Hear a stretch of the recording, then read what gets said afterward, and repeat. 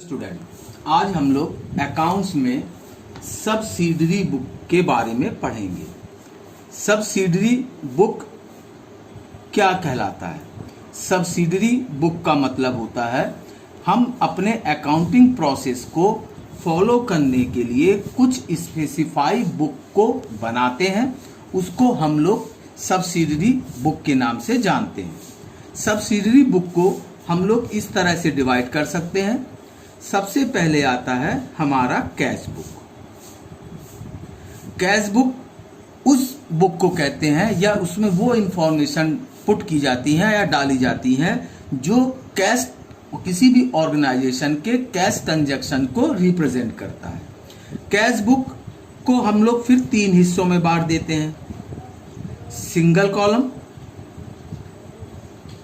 2 column and 3 column. और इसके साथ एक बुक और बनता है जिसको हम लोग पैटी कैश बुक के नाम से भी जानते हैं। यानी कैश बुक को हम लोग 4 हिस्सों में बांट सकते हैं, single, double, triple and petty cash book के नाम से। इसके बाद और जो एक बुक बनता है हमारा, वो बनता है आपका परचेज बुक। और तीसरा हमारा बनता है सेल बुक। अब परचेज एंड सेल्स बुक में आपके सारे वो ट्रांजैक्शंस आते हैं जो हम लोग क्रेडिट बेस पे करते हैं, यानी इसमें नगद ट्रांजैक्शंस नहीं आते हैं। इसको बनाते समय हमको 2 चीजों को ध्यान में रखना है, purchase book and cell book. Both books में आपके 2 ट्रांजैक्शन नहीं आएंगे। पहला तो कैश ट्रांजैक्शन नहीं आएगा, इसमें जो भी ट्रांजैक्शन आएंगे उधार परचेज या उधार सेल से रिलेटेड आएंगे। दूसरा जो कंडीशन हमको याद रखना है, इसमें कोई भी एसेट या परचेज या एसेट सेल की एंट्री भी नहीं आती है। और परचेज बुक में एक बुक हम लोग और बनाते हैं, परचेज रिटर्न, और यहां बनता है सेल रिटर्न।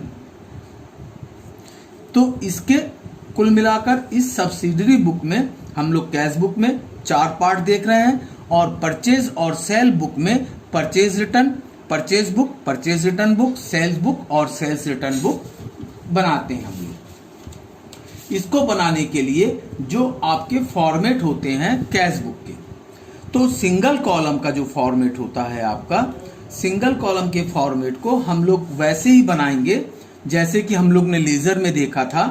पहले डेट, पर्टिकुलर, अमाउंट, इसके बाद अगेन डेट, पर्टिकुलर और amount. Date, particular and amount, या जिसको हम लोग कैश कहते हैं, date, particular and amount. Amount में जो सिंगल कॉलम में 2 चीजें आ सकती हैं, कैश को भी इंडिविजुअल बना सकते हैं हम लोग और बैंक को भी बना सकते हैं। तो इसमें 2 चीजें, तो सिंगल है मतलब अमाउंट का कॉलम जो है आपका एक ही बनेगा। अब इसके 2 साइड हैं, एक डीआर और एक सीआर। डीआर साइड में आपकी ऑल रिसीव्ड आएंगी, जो भी पैसा आप रिसीव करेंगे वो कहां चला जाएगा, डीआर में। और सीआर साइड में सारे पेमेंट्स आएंगे आपके। तो ये सिंगल कॉलम कैश बुक का फॉर्मेट हो गया आपका। अब इसी तरह से हम लोग डबल कॉलम कैश बुक या 2 कॉलम कैश बुक बनाते हैं।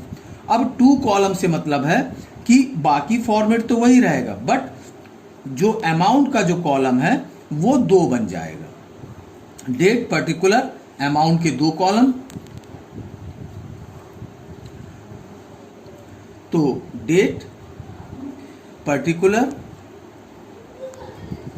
और यहां पे 2 कॉलम में cash, bank, date, particular, cash and bank. इसको भी उसी वे में सॉल्व करेंगे। ये डीआर साइड है आपका और ये सीआर साइड। यहां पे ऑल रिसीव्ड आएंगी और यहां सीआर साइड में ऑल पेमेंट्स आएंगी। अब ये जो बनता है ये 3 तरीके से बनता है डबल कॉलम। पहला डिस्काउंट और कैश, यानी ये 2 कॉलम में डिस्काउंट और कैश आ सकता है। सेकंड कंडीशन आपकी हो सकती है discount and bank. And third जो कंडीशन हो सकती है, जैसे मैंने अभी इस फॉर्मेट में लिखा है, कैश एंड बैंक। तो जैसे मैंने बताया कि डीआर साइड में आपकी सारी रिसीव्ड आएंगी और पेमेंट साइड में सारी आपकी पेमेंट जाएगी। अब ये जो डिस्काउंट है इसको हैंडल करने का बड़ा सिंपल वे है। अगर आपका कैश और बैंक डीआर में आ रहा है तो डिस्काउंट भी डीआर में जाएगा, और अगर आपके कैश और बैंक सीआर में जा रहे हैं तो डिस्काउंट भी उसके साथ कहाँ जाएगा, सीआर में जाएगा। तो ये हो गया आपका 2 कॉलम कैश बुक। फिर बारी आती है 3 कॉलम कैश बुक। तो 3 कॉलम कैश बुक में एज पर इसके नाम के हिसाब से अगेन जो अमाउंट का जो कॉलम होगा उसमें 3 कॉलम बन जाएंगे।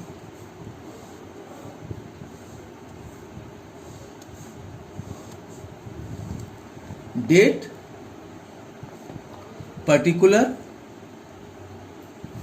डिस्काउंट, कैश, बैंक, फिर डेट, पर्टिकुलर, फिर डिस्काउंट, कैश और बैंक। तो ये इसका 3 कॉलम का, यानी सिंगल कॉलम में अमाउंट का 1 कॉलम था, डबल कॉलम में या 2 कॉलम में 2 कॉलम आ गए थे, और ट्रिपल या 3 कॉलम में 3 का आ गए।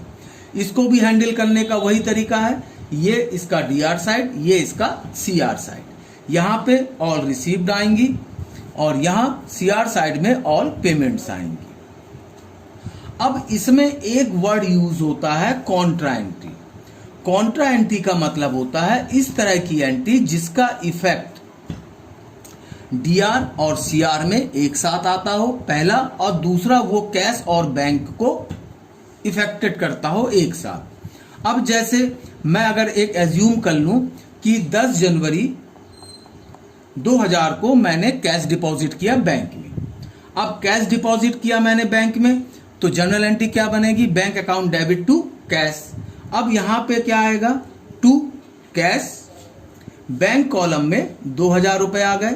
इसी तरह से यहां भी 10 जनवरी 20 की डेट आएगी, यहां आ जाएगा बाय बैंक, और कैश कॉलम में 2000 की एंट्री आ गई। तो ये क्या दिख रहा है आपको कि डीआर को भी इफेक्टेड कर रहा है, सीआर को भी इफेक्टेड कर रहा है। डीआर साइड में बैंक में एंट्री आई और सीआर साइड में कैश में एंट्री आई। तो इस तरह की एंट्रीज को हम लोग किस नाम से जानते हैं, कॉन्ट्रा एंट्री के नाम से जानते हैं। तो ये एंट्री भी आपको मिलेगी डबल कॉलम में और ट्रिपल कॉलम में। इसके बाद आपका बनता है पैटी कैश बुक।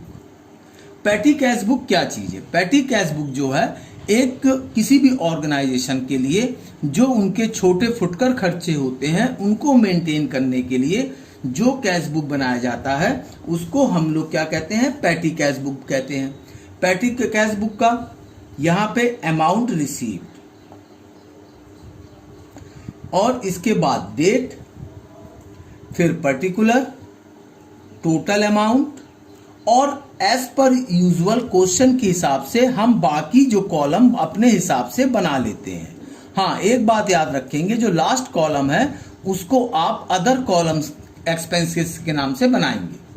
तो अमाउंट रिसीव्ड, डेट, पर्टिकुलर, और ये टोटल अमाउंट, और इसके बाद जैसे कन्वेंस आ गया, फ्रेट आ गया, पोस्टेज एंड टेलीग्राम आ गए, ठीक है, कुली एक्सपेंसेस आ गए, जो भी अदर एक्सपेंसेस है वो एज पर क्वेश्चन आ जाएगा। तो ये आपका पैटी कैश बुक बन गया। इसके बाद हम लोग जो बनाते हैं परचेज बुक। परचेज बुक में इसका जो फॉर्मेट बनता है, जैसे मैंने पहले बताया है कि इसमें सारे उधार ट्रांजैक्शन को, जो हम माल उधार खरीदेंगे उनको लिखेंगे, बट एसेट की एंट्री इसमें नहीं आएगी, और आपको जो कैश परचेज करेंगे उसकी एंट्री नहीं आएगी। तो इसका जो कॉलम बनता है, फर्स्ट डेट, फिर पर्टिकुलर, फिर इसके बाद इनवाइस नंबर वगैरह का कॉलम यहां भी बनेगा कैश बुक वगैरह में, तो वो आप बुक्स में देख लीजिएगा। इसके बाद इनवॉइस नंबर, लेजर फोलियो और detail amounts and net amounts. तो डेट, इसके बाद पर्टिकुलर, इसके बाद invoice number and ledger folio, और यहां पे आ जाएगा डिटेल अमाउंट और नेट अमाउंट। अब इसके जैसे सपोज कर लें कि मैं 1 जनवरी 2000 में MS, ठीक है, सोनी स्टोर से सामान खरीद रहा हूं। तो सबसे पहले मैंने 10 पीस बुक @ 200 के हिसाब से खरीदा। तो अब डिटेल अमाउंट में 200 × 10, तो टोटल अमाउंट कितना हो गया 2000। फिर इसी हिसाब से 100 पीस कॉपी @ 10 रुपीज के हिसाब से, तो क्वांटिटी इनटू प्राइस, तो कितना आ जाएगा 1000। अब यहां पे इनको सम कर देंगे तो कितना आ गया 3000 आ गया। अगर आपका ट्रेड डिस्काउंट दिया है 10%, तो 300 का 10% कितना होगा 300 रुपए। अब इसको माइनस करके नेट अमाउंट में 2700 रुपए डाल दूंगा। तो इस तरह से इसको प्रिपेयर करेंगे परचेज बुक को। इसी तरह से सेकंड पार्टी का नाम देगा, उसका नाम लिख लेंगे, उसको भी इस तरह कैलकुलेट करके उसका नेट अमाउंट डाल देंगे। इसके बाद इन नेट अमाउंट्स को हम लोग सम कर देते हैं, तो ये परचेज बुक बन जाता है। सेल्स बुक भी एज इट इज ऐसे ही बनेगा, सिर्फ हेडिंग बदल जाएगी, सेल्स बुक आ जाएगा। अगेन यहाँ पार्टी का नेम्स आएगा, डिटेल्स आएंगी, कैलकुलेशन करके नेट अमाउंट में डाल देंगे। Purchase return and sales return में आपको क्या करना है कि जो माल हमने, मटेरियल हमने परचेज करके रिटर्न करना है, उसको परचेज रिटर्न में डाल देंगे, और जो सेल किया हमने और वो वापस आ रहा है तो उसको सेल्स रिटर्न में। मगर सारे क्रेडिट ट्रांजैक्शन ही आएंगे, कैश ट्रांजैक्शन कोई भी नहीं आएगा। Thank you.